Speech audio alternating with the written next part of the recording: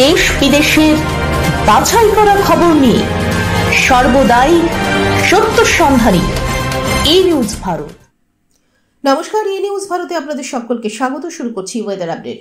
দক্ষিণবঙ্গে তাপপ্রবাহের পরিস্থিতি, অস্বস্তিকর আবহাওয়া। এই মুহূর্তে আসাম এবং বাংলাদেশে জোড়া ঘূর্ণাবর্ত। পশ্চিমী ঝঞ্ঝা উত্তর পশ্চিম ভারতের বেশ কিছু রাজ্যে। দক্ষিণবঙ্গের সব জেলাতেই গরম বাড়বে। আরও 2 থেকে 3 ডিগ্রি সেলসিয়াস তাপমাত্রা বাড়তে পারে বলে আবহাওয়াবিদদের অনুমান। তাপপ্রবাহ পুরুলিয়া, বাঁকুড়া, পশ্চিম মেদিনীপুর, ঝাড়গ্রাম, পশ্চিম বর্ধমান এবং বীরভূম জেলাতে। রবিবার এবং সোমবার তাপপ্রবাহের সতর্কতা বেশি থাকবে।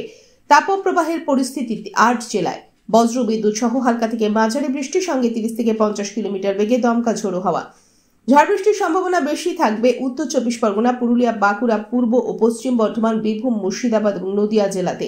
সোমবার ঝড় বৃষ্টির সম্ভাবনা বেশি থাকবে উত্তর 24 পরগনা, দক্ষিণ 24 পরগনা, মেদিনীপুর, বীরভূম, মুর্শিদাবাদ এবং নদিয়া জেলাতে।